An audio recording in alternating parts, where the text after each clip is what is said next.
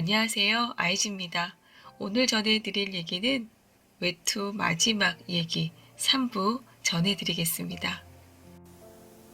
구독과 좋아요, 알림 설정까지 꼭 눌러주시고요. 오늘 얘기 끝까지 들어주세요. 그럼 모두 좋은 밤 되세요.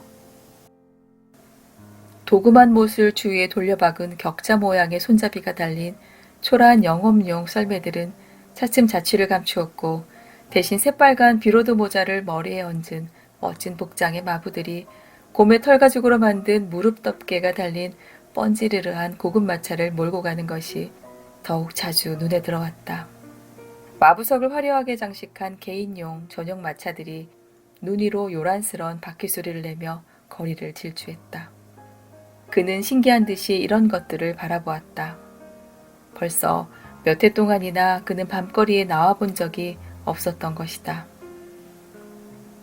등불이 휘황한 상점 진열창 앞에 멈춰서서 그는 호기심에 가득 찬 눈으로 포스터를 들여다보았다. 거기에는 구두를 벗으려고 날씬한 다리를 허벅지까지 드러내 보이고 있는 미녀의 모습과 그 뒤로 입술 밑에 세모꼴의 수염을 멋지게 기른 사나이 하나가 옆방 문에서 목을 들이밀고 있는 모양이 그려져 있었다. 아카키에 비치는 고개를 끄덕이며 피식 웃고는 다시 걸음을 옮겼다. 그가 왜 피식 웃었을까? 전혀 알 수 없는 것이긴 하지만 다른 모든 사람들과 마찬가지로 그도 역시 이렇게 생각했기 때문일까? 프랑스인들은 정말 어쩔 수 없는 자들이라니까. 마음만 내키면 못하는 짓이 없거든. 어쩌면 그런 생각조차 하지 않았는지도 모른다. 사람의 마음속에 기어들어 그 사람이 생각하고 있는 것을 낱낱이 들춰본다는 건 불가능한 일이니까. 마침내 그는 부과장이 살고 있는 집에 도착했다. 부과장은 꽤 호화스럽게 살고 있었다. 계단에는 등불이 휘황했다. 그의 숙소는 2층에 있었다. 현관 대기실에 들어서자 마룻바닥에 줄지어 있는 여러 개의 고무덧신이 그의 눈에 띄었다. 방 한가운데는 덧신에 에워싸여 사모바르, 즉 신설로처럼 수추로 물을 끓이는 러시아의 독특한 주전자가 흰 증기를 뿜으며 부글부글 끓고 있었다.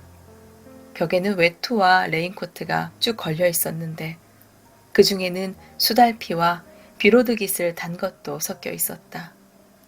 벽 저쪽 너머 옆방에서 떠들썩한 소리가 들려왔는데 마침 문이 열리고 하인이 빈 컵이며 크림 접시 그리고 비스킷 접시 등이 담긴 쟁반을 들고 나왔으므로 갑자기 그 소리가 더 크고 똑똑해졌다.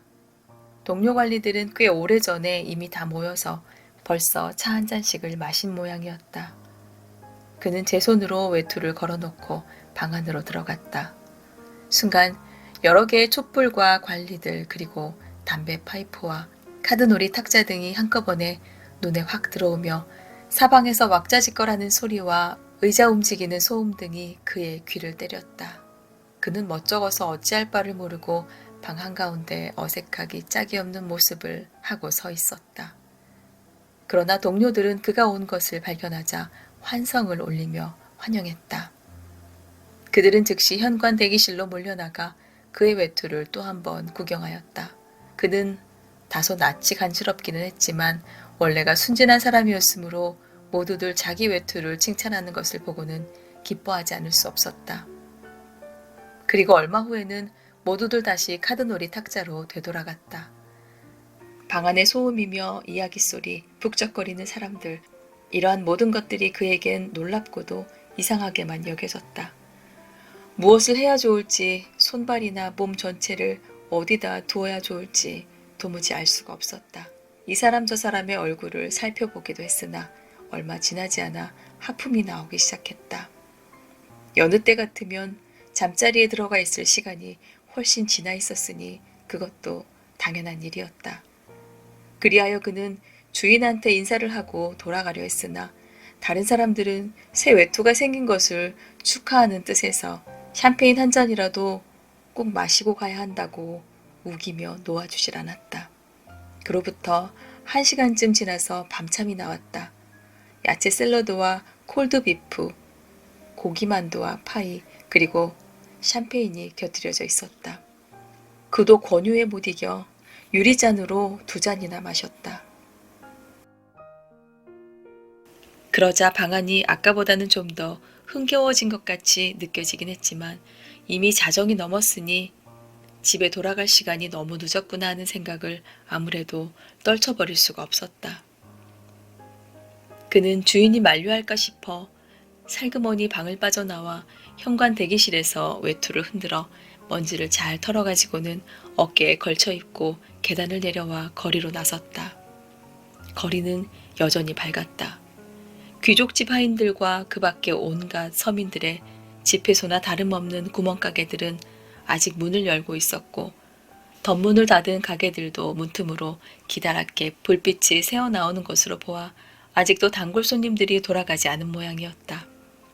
안에서는 이웃의 하인들과 하녀들이 집에서 자기들을 찾고 있을 주인 생각 따위는 염두에도 없이 끝없는 잡담에 빠져 있음에 틀림없다. 아카키에 비치는 전에 없이 들뜬 기분으로 길을 걸었다. 무엇 때문이었는지 모르지만 어느 귀부인의 뒤를 쫓아 달려가려고까지 했다. 그 귀부인은 번개처럼 그의 옆을 스치고 지나갔는데 그녀의 몸은 온통 율동에 넘치고 있었다. 그러나 그는 곧 발을 멈추고 무엇 때문에 이렇게 느닷없이 다름질을 치려 했는지 스스로도 이상하게 생각하며 다시 천천히 걷기 시작했다. 얼마 후 그는 인적이 드문 텅 빈 거리에 이르렀다. 이 근방은 낮에도 그리 유쾌한 곳이 아니지만 저녁이면 한층 더했다. 그것이 지금은 더욱 호젓하고 음산했으며 불이 켜있는 가로등조차 뜸해졌다. 아마도 기름도 거의 떨어져가는 모양이었다. 목조 건물과 울타리가 계속될 뿐 어디를 보아도 사람의 그림자는 없었다. 다만 기류의 눈만이 반짝거릴 뿐 덧문을 내린 나지막한 집들은 거무칙칙한 서글픈 빛을 띠고 잠들어 있었다. 이윽고 그는 광장에 이르렀다. 지금까지의 거리는 여기서 끝나고 건너편 집들은 보일 듯 말 듯 아득하여 광장은 마치 무시무시한 사막처럼 느껴졌다. 어딘지 까마득히 먼 곳, 흡사 지평선 끝에 서 있는 것처럼 보이는 경찰 초소의 불빛이 깜빡이고 있었다. 그의 흥겨운 기분도 이곳에 이르자 적지 않게 손상되었다. 무언가 불길한 예감이 들기라도 하는 듯 그는 본능적인 공포를 느끼며 광장으로 걸어 들어갔다. 그래서 그는 뒤를 돌아다보고 좌우를 둘러보았다. 바다 한가운데 있는 것 같았다. 아니, 차라리 보지 않는 게 낫겠군. 그는 이렇게 생각하고 눈을 감고 걸었다. 그리고 이제는 광장 끝까지 거의 왔겠지 하고 눈을 뜨는 순간 그는 눈앞에, 그것도 바로 코앞에 수염을 기른 사내들이 버티고 있는 것을 발견했다. 도대체 어떤 자들인지 분간할 수조차 없었다. 눈앞이 캄캄해지고 심장은 마구 뛰기 시작했다. 이건 내 외투 아니야? 그중 한 놈이 그의 목덜미를 움켜쥐며 도깨지는 것 같은 목소리로 말했다. 그는 소리치려 했다. 그러자 다른 한 놈이 그의 머리만큼이나 큰 주먹을 그의 입에 들이대며 으름장을 놓았다. 소리만 쳐봐라. 그는 외투가 벗겨지고 무릎을 채인 것까지는 알았으나 그대로 눈 속에 나둥그러진 채 그 다음은 아무것도 느끼지 못했다. 몇 분이 지나 그가 정신이 들었을 땐 이미 사람의 그림자라곤 하나도 보이지 않았다. 광장이 몹시 춥다는 것과 외투가 없어졌다는 것을 깨닫고는 그는 뒤늦게 고함을 치기 시작했다. 그는 경관 앞까지 달려와 숨을 헐떡이며 경찰관이 감시는 하지 않고 졸고만 있기 때문에 강도가 활개치고 있다고 호통을 쳐댔다. 경관은 자기는 광장 한가운데서 2명의 사내가 그를 불러세우는 건 보았지만 친구들이거니 하고 그 이상 눈여겨보지 않았노라고 했다. 그러고 나서 자기한테 공연히 욕설을 퍼부어 봐야 소용이 없으니 내일 지서장을 찾아가 봐라. 그러면 지서장이 외투를 찾아줄 거라고 했다. 그는 거의 미치광이가 되어 집으로 돌아왔다. 관자놀이와 뒤통수에 조금밖에 남아있지 않는 머리칼은 이리저리 흐트러지고 옆구리며 가슴팍이며 바지며 온통 눈투성이었다. 하숙집 주인 노파는 요란한 노크 소리에 황급히 자리에서 일어나 한 발에만 겨우 슬리퍼를 꿰고는 한 손으로 잠옷 앞섭을 여미면서 문을 열어주려고 달려나왔다. 그러나 문을 열고 그와 같은 그의 모습을 보더니 기겁을 하며 뒤로 물러섰다. 그에게서 자초지종을 듣고 난 그녀는 몹시 놀라면서 그렇다면 직접 본서의 서장을 찾아가야 한다고 말했다. 지서장 같은 사람들은 허풍이나 떨고 뒤에서 딴 흥정을 하기 일수다. 그러니까 직접 본서의 서장을 찾아가는 게 제일이다.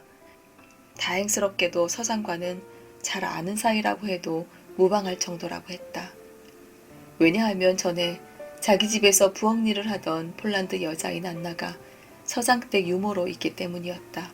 자기도 서장이 집 앞을 지나가는 모습을 종종 본 적이 있을 뿐더러 서장은 일요일마다 어김없이 교회에 나오곤 하는데 거기서 누구한테나 상냥한 눈길을 보내고 있는 것으로 미루어 마음씨 좋은 사람임에 틀림없다는 것이었다. 노파의 말을 듣고 나서 그는 슬픔에 잠겨서 자기 방으로 돌아왔다. 그가 그날 밤을 어떻게 지새웠는가는 독자들의 판단에 맡기기로 하겠다. 이튿날 아침 일찍 그는 본서 서장을 찾아갔다. 이번에도 대답은 역시 마찬가지였다. 주무십니다. 그래서 11시에 또 갔다. 나가고 안 계십니다. 하는 수 없이 점심시간에 또 한 번 찾아가니까 대기실에 서기가 쉽사리 들여보내려 하지 않고 무슨 용무로 대체 어떤 사건인가 귀찮게 캐물었다. 그래서 마침내 그도 더 이상 참지를 못하고 평생 처음으로 자기가 만만한 인간이 아니라는 걸 보여줄 양으로 나는 직접 서장을 만나야 할 필요가 있어서 왔으니 너희들이 감히 못 들어가게 할 수는 없다. 나는 관청에서 공무로 온 사람이니까 너희들이 만일 나를 들여보내지 않는다면 그때는 상부에 보고할 테니 그리 알아라 하고 한바탕 으름장을 놓았다. 이렇게 나오자 서기들도 더 이상 아무 소리 못하고 그중 하나가 서장을 부르러 들어갔다. 서장은 사건의 핵심에는 전혀 주의를 기울이지 않고 오히려 그에게 무엇 때문에 그렇게 늦게 집으로 돌아가게 되었냐는 둥, 어디 좋지 못한 집에 가서 빠져 있었던 게 아니냐는 둥 엉뚱한 질문을 해대는 바람에 그는 어리둥절해져서 자기의 방문이 외투 사건의 해결에 효과가 있었는지 없었는지 그것조차 알지 못한 채 그는 물러나오고 말았다. 그날은 온종일 관청에 출근하지 않았다. 이런 일은 일생 단 한 번밖에 없었다. 이튿날 그는 전보다 더욱 을씨년스럽게 보이는 헌 누더기를 걸치고 헬스케진 얼굴로 출근을 했다. 그를 놀리려 드는 관리도 덜어 있기는 했으나 외투를 강탈당했다는 얘기는 많은 사람들의 마음을 움직여 즉석에서 그를 위해 돈을 모으기로 했지만 정작 모여진 금액은 얼마 되지 않았다. 그렇잖아도 관리들은 국장의 초상화를 신청하는가 하면 과장의 권유로 과장 친구라는 사람이 쓴 책을 사게 되기도 하여 이리저리 많은 돈을 뜯기고 있었기 때문이다. 동료 중에 한 사람은 그를 동정한 나머지 그에게 친절한 조언을 해줌으로써 작은아마 힘이 되어주려는 생각에서 서장 따위한텐 찾아가 봐야 아무 소용이 없다고 가르쳐 주었다. 왜냐하면 서장이 상부에 잘 보이려고 무슨 방법으로든 외투를 찾아낸다 하더라도 그 외투가 분명히 자기 것이라는 증거를 제시하지 못하면 결국 외투는 경찰서에서 유치되고 만다는 것이었다.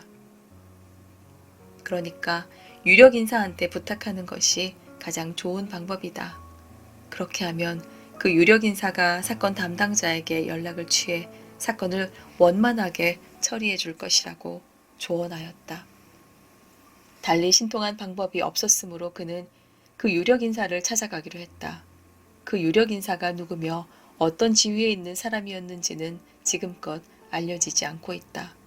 다만 참고삼아 말해둘 것은 그가 유력 인사가 된 것은 최근 일이며 그 전까지는 그야말로 하잘것없는 존재에 지나지 않았다는 사실이다.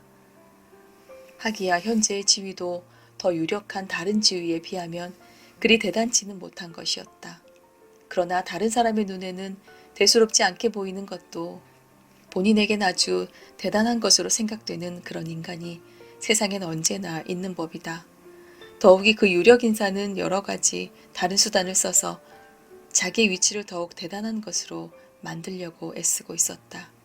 이를테면 자기가 출근할 때는 부하 관리들로 하여금 현관까지 마중 나오게 한다든가, 어느 누구도 곧장 자기 방에 들어오지 못하게 한다든가, 모든 일을 엄격한 규칙과 순서를 지켜, 다시 말해서 14등관은 12등관에게, 12등관은 9등관이나 그 밖에 적당한 인물에게 보고한 다음 자기한테 올라오도록 하였던 것이다.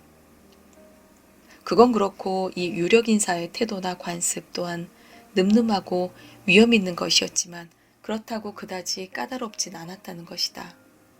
그의 방식의 기본 틀은 엄격성이었다. 엄격히, 모든 것을 엄격히.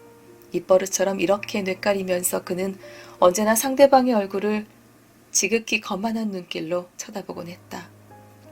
실은 구태여 그렇게까지 해야 할 필요도 없었다.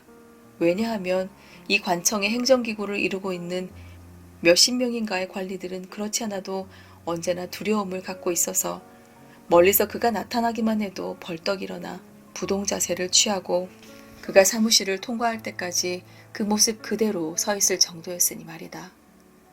아랫사람과 나누는 일상 대화도 어디까지나 엄격했다.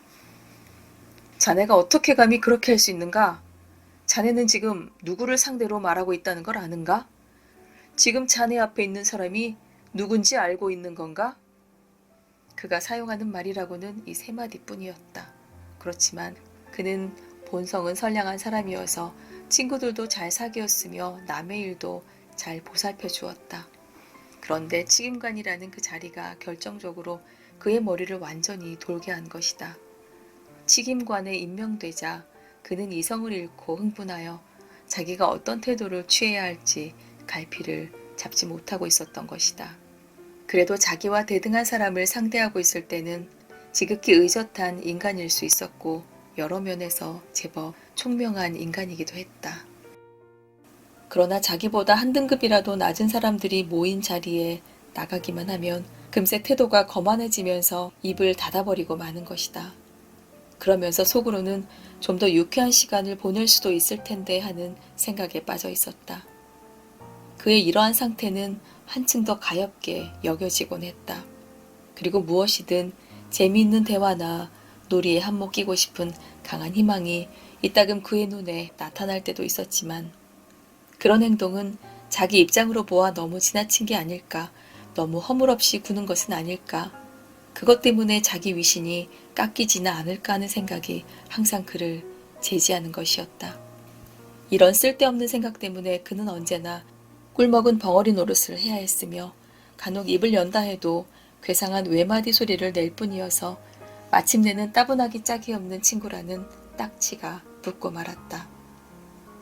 아카키 예비치가 찾아간 유력 인사란 바로 이런 인물이었다. 더욱이 그가 찾아간 것은 공교롭게도 가장 좋지 않은 때였다. 하지만 그것은 그에게 좋지 않았다 뿐이지 본인인 유력 인사에겐 때맞추어 찾아와 주었다 해도 과언이 아니었다. 고관은 마침 자기 서재에 앉아서 몇 해 만에 상경한 중마고우와 유쾌하게 담소를 나누고 있던 참이었다. 바로 이러한 때 아카키 예비치라는 자가 찾아왔다는 전가를 받은 것이다. 대체 못하는 사람이야? 그가 퉁명스럽게 물었다. 어느 관청의 관리라고 합니다. 기다리라고 해. 지금은 시간이 없으니까. 유력인사는 말했다. 유력인사의 이 말은 전혀 거짓말이었다는 걸 말해둘 필요가 있다. 그와 그의 친구는 이미 오래전에 이야깃거리가 다 떨어져서 이제는 오랜 침묵 속에 있다금 서로의 무릎을 토닥거리며 같은 말만 되풀이하고 있었던 것이다. 그렇다네, 이반 아브라모비치. 그랬었나? 스체판 바릴라모비치. 그럼에도 불구하고 기다리도록 한 것은 이미 오래전에 퇴직하여 시골집에 들어박혀버린 친구에게 자기를 찾아오는 관리들은 현관 대기실에서 얼마나 오래 기다려야 하는지를 보여주고 싶었기 때문이다. 마침내 화제도 완전히 떨어져 더욱 긴 침묵을 씹으며 등받이가 푹신한 안락의자에 파묻혀 권련한 대를 피운 다음 그때서야 생각난 것처럼 보고용 서류를 들고 문 옆에 서 있는 비서에게 말했다. 아참, 무슨 관리인가 하는 사람이 기다리고 있다고 했지? 들어와도 좋다고 일러주게. 낡아빠진 제복에 아카키 에비치가 공손한 태도로 모습을 나타내자 유력인사는 그에게로 획 돌아앉으며 토막토막 끊어지는 딱딱한 어조로 물었다. 용건이 뭐요? 그것은 책임관이라는 직책을 받고 현재 직위에 올라앉기 일주일 전부터 자기 방에 혼자 틀어박혀 거울을 앞에 놓고 매일같이 연습하며 익힌 바로 그 태도와 말투였다. 그는 방에 들어오기 전부터 지레 기가 죽어 있었으므로 약간 당황하긴 했으나 그래도 돌아가지 않는 혀끝을 억지로 움직였다. 실은 그는 이 소리를 연발해가면서 새로 맞춰 입은 외투를 극악무도한 자들에게 강탈당했으니 경찰국장이나 그 밖에 적당한 인사에게 몇 자 적어 보내서 외투를 찾는데 힘을 써주십사 해서 왔노라고 말했다. 그러나 무엇 때문인지 모르지만 이 유력 인사에게는 그의 언동이 예의에 벗어난 것이라 생각된 모양이었다. 뭐라고? 그는 토막토막 끊어진 어조로 말했다. 당신은 일의 절차라는 걸 모르오? 대체 어딜 찾아온 거요? 모든 사무가 어떠한 절차를 밟아 진행되는지 알고 있을 게 아니오. 이런 문제는 우선 문서과에 진정서를 제출해야 하는 법이오. 그렇게 하면 서류가 계장, 과장을 거쳐 비서관한테 넘겨지고 마지막으로 비서관이 나한테 가져오게 되어 있단 말이오. 그렇지만 아카키에 비치는 온몸에서 진땀이 흐르는 것을 느끼며 마지막 남은 얼마 안 되는 기력을 쥐어짜다시피 하여 말했다. 제가 외람댁에도 카카를 직접 뵈러 온 것은 실은 그 비서관이란 대체로 믿을 것이 못 되는 사람들이라. 뭐? 뭐라고? 그 유력 인사는 화를 냈다. 도대체 어디서 그따위 사고방식을 집어넣어 가지고 왔소? 어디서 그따위 사상을 배웠느냔 말이오. 요즘 젊은 사람들 사이엔 우더른과 상관에 대한 지극히 불손한 사상이 만연되어 큰일이라니까. 아마도 그 유력 인사는 아카키 에비치가 이미 50고개를 넘었으며 따라서 젊은 사람이라 불릴 수 있다 하더라도 그것은 70대 노인과 비교해서 말하는 경우에 타당한 일이라는 걸 미처 깨닫지 못한 모양이었다. 당신은 지금 누구를 상대로 그런 소리를 하고 있는 건지 알고 있소? 지금 당신 앞에 있는 사람이 누군지 알고 있느냔 말이오. 어? 알고 있소? 모르고 있소? 그는 사뭇 발까지 굴러가며 아카키의 빛이가 아니고 딴 사람이어도 혼비백산하지 않을 수 없을 만큼 언성을 높여 호통을 쳤다. 그는 망연자실하여 비실비실 두어 걸음 물러섰다. 온몸이 후들후들 떨려 더 이상 서 있을 수조차 없었다. 비서관이 재빨리 달려와서 부축해주지 않았더라면 그는 그대로 마룻바닥에 쓰러지고 말았을 것이다. 그리하여 그는 축 늘어져서 밖으로 끌려나갔다. 유력 인사는 기대 이상의 효과를 거둔 것에 만족했다. 자기의 말 한마디가 상대방을 기절시킬 수도 있다는 생각에 도취되어 자기 친구가 이 점을 어떻게 생각하는지 보고 싶어 곁눈질로 흘끗 살펴보았다. 그리고 친구 역시 어리벙벙하여 그 어떤 두려움을 느끼고 있는 눈치인 것을 보고는 마음이 저기 흡족하였다. 어떻게 계단을 내려왔는지 어떻게 한 길로 나왔는지 그는 아무것도 생각나지 않았다. 팔도 다리도 전혀 감각이 없었다. 지금껏 상관한테, 그것도 다른 부처의 상관한테 그처럼 호되게 당해본 적이 한 번도 없었던 것이다. 그는 입을 쩍 벌린 채 자꾸만 보도에서 벗어나며 거리에 소용돌이 치는 눈보라 속을 휘청거리며 걸어갔다. 페테르스부르크의 바람이란 원래가 그런 것이지만 이날도 바람은 사방팔방으로부터 그를 향해 휘몰아쳤다. 그는 대번에 편도선이 부어올라 간신히 집으로 돌아왔을 때는 말 한마디 할 수 없을 지경이었다. 그는 곧 침대에 쓰러져 누웠다. 상관의 당연한 질책도 때로는 이처럼 강하게 작용할 수 있는 법이다. 이튿날 그에게는 열병의 증세가 나타났다. 페테르스부르크의 기후가 도와주지 않은 탓으로 그의 병세는 예상했던 것보다 급속도로 악화되어 의사가 왔을 때는 맥을 짚어보는 것 외엔 달리 손을 쓸 수조차 없었다. 의사는 이제는 어찌할 도리가 없으니 병자가 인술의 도움도 받아보지 못하고 죽었다는 말을 듣지 않도록 찜질이라도 해주라고 말했다. 그리고 앞으로 기껏해야 하루하고 한나절밖에 남지 않았다고 선언하고 나서 하숙집 노파에게 이렇게 말했다.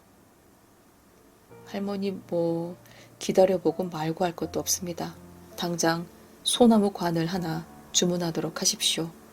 이런 사람한텐 참나무 관은 과분할 테니까요.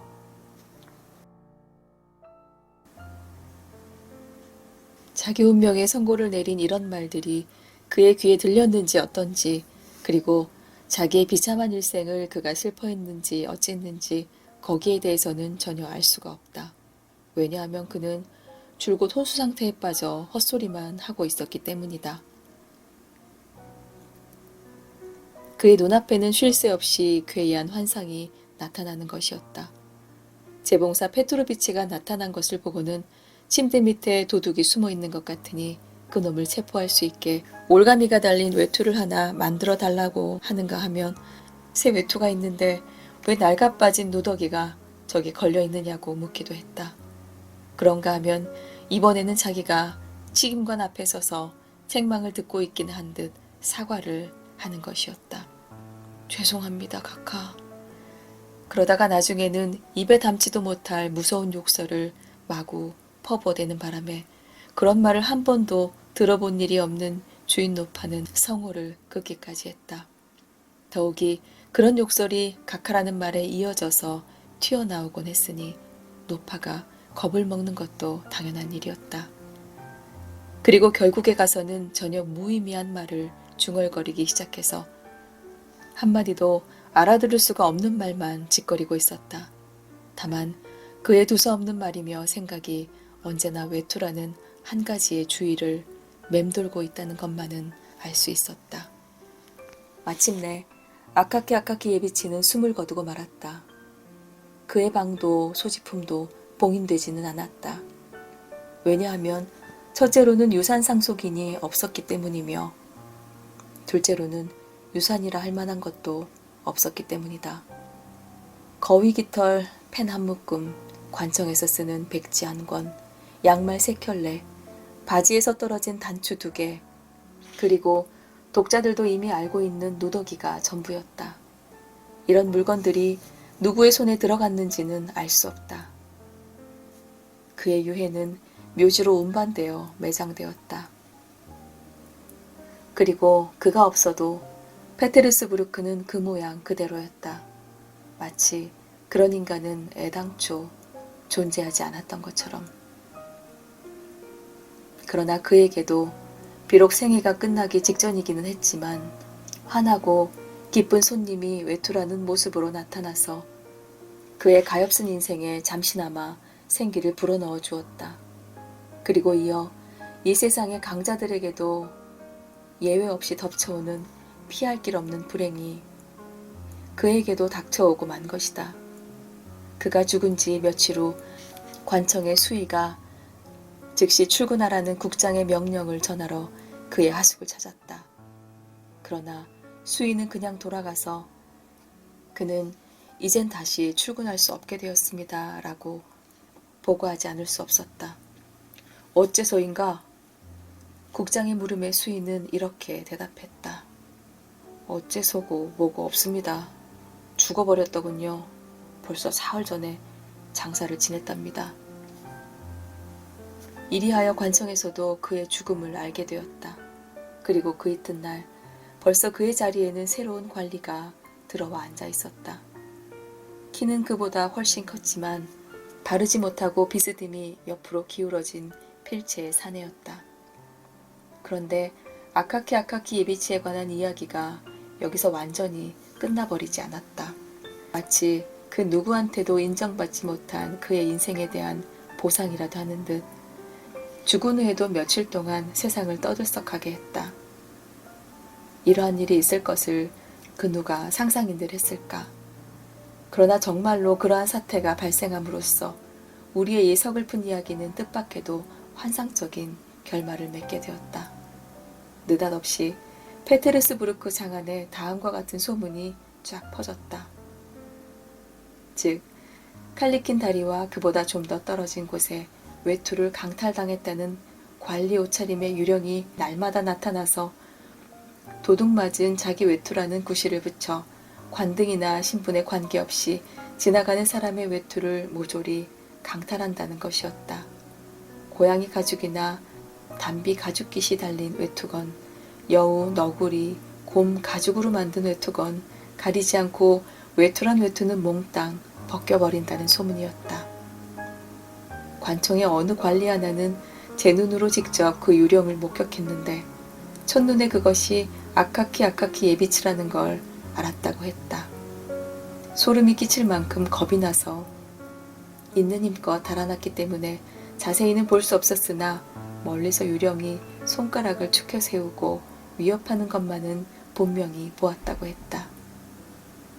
그리고 빈번한 외투 강탈 사건 때문에 구dun관은 고사하고 7등관들까지도 어깨와 잔등이 추위에 얼어들 지경이라는 원성이 사방에서 잇따라 들려왔다.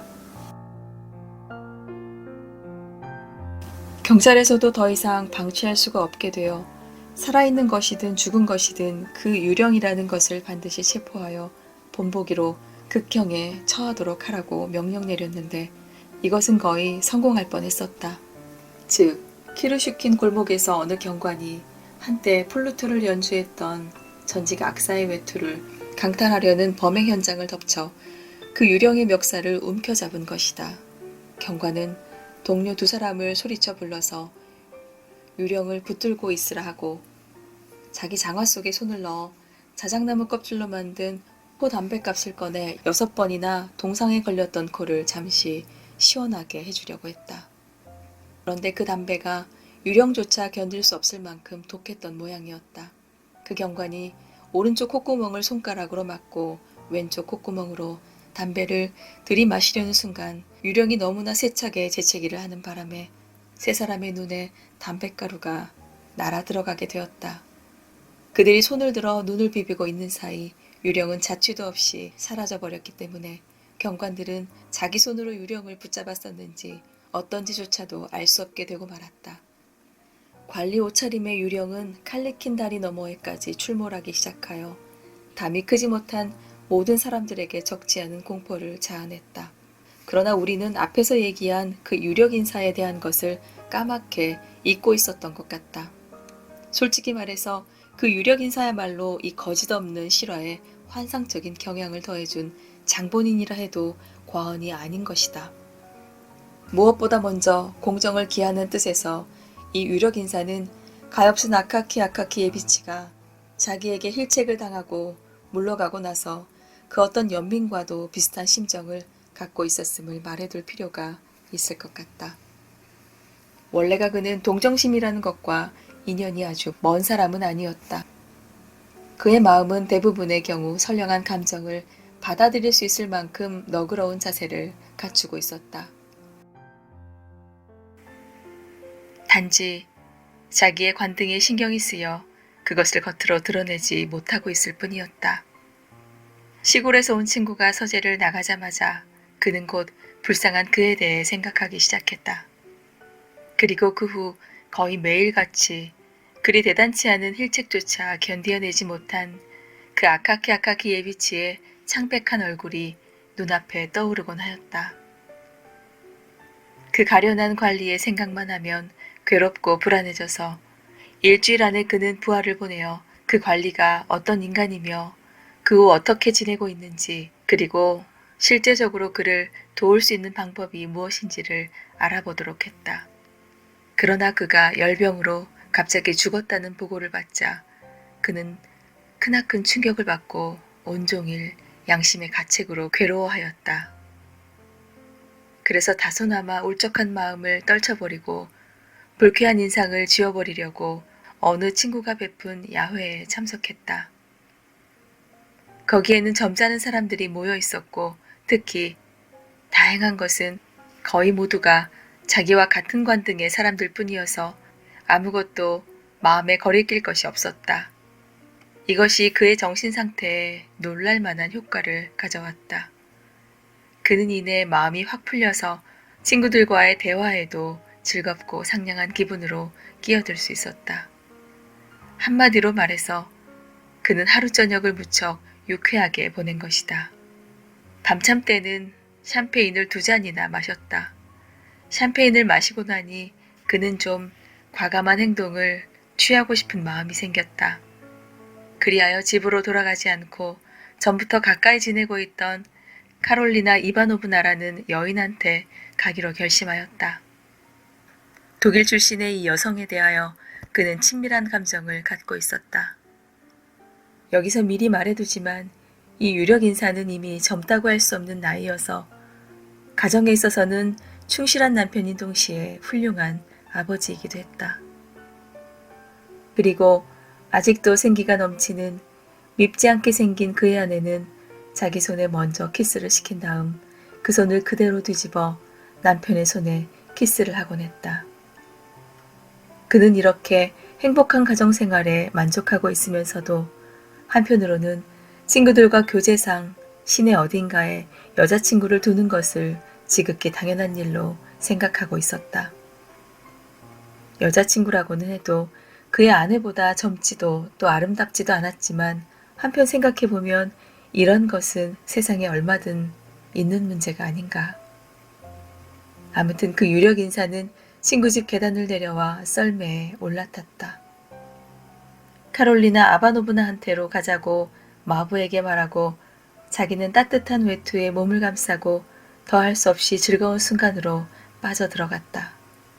즉 억지로 생각하려 하지 않아도 달콤한 상념이 절로 머릿속에 끊임없이 떠올라 구태여 그걸 찾아내려고 애쓸 필요조차 없는 것이다. 더없이 흡족한 마음으로 그는 방금 떠나온 야외에서의 재미있는 장면들이며 몇몇 친지들을 배꼽을 잡게 한 익살들을 생각해 보았다. 그리고 다시금 그 익살들을 혼자 입속으로 되풀이해보고 그것이 여전히 우습다는 걸 알고는 자기 자신까지 친구들과 함께 웃어댄 것도 지극히 당연한 일이었다고 생각했다. 그러나 이따금 돌발적으로 불어오곤 하는 바람이 그의 흡족한 기분을 방해했다. 바람은 어느 쪽에선지 알 수 없게 느닷없이 불어와서는 눈가루를 흩뿌리고 외투깃을 펄럭이게 하면서 사정없이 그의 얼굴을 후려치는 것이었다. 문득 유력 인사는 누군가가 무서운 힘으로 자기의 외투깃을 붙잡았다고 느꼈다. 뒤를 돌아본 그는 다 떨어진 헌제복을 입은 작달만한 사내를 발견하였다. 그리고 이어 그것이 바로 아카키 예비치라는 걸 알아보고는 가슴이 덜컥 내려앉았다. 관리의 얼굴은 눈처럼 창백하여 겉보기에도 죽은 사람, 즉 유령의 모습이 완연했다. 더욱이 유령이 입을 일그러뜨리고 묘지의 입김을 내뿜으며 이렇게 말했을 때 유력 인사의 공포는 극도에 달했다. 이제야 네 놈을 만났구나. 이제야 네 놈의 목덜미를 잡았어. 내가 필요한 건 네 놈의 외투다. 나를 위해 힘을 써주기는커녕 도리어 나를 꾸짖었겠다. 자, 이젠 니놈의 외투를 내놓아라. 유력인사는 거의 숨이 넘어갈 지경이었다.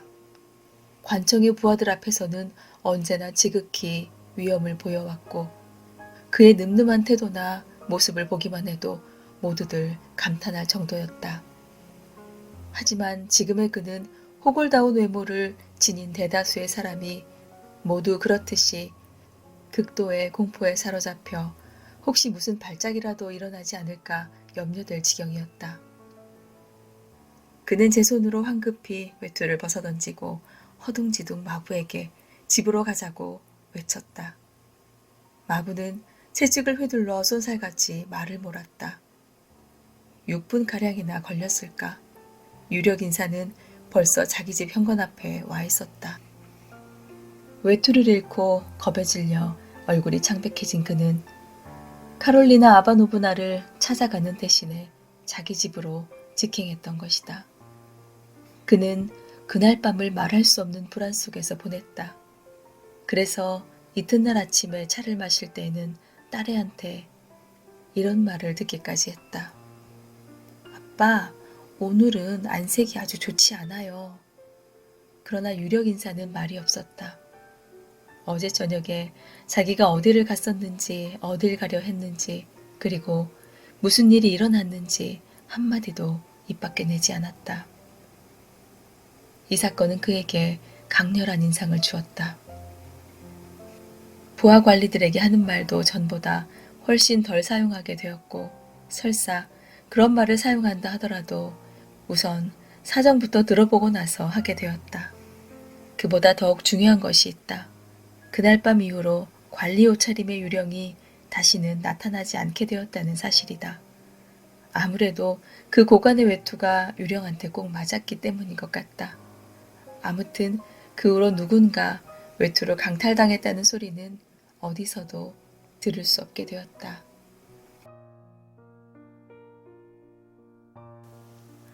여러분의 구독과 좋아요, 알림 설정은 채널 성장에 큰 힘이 됩니다.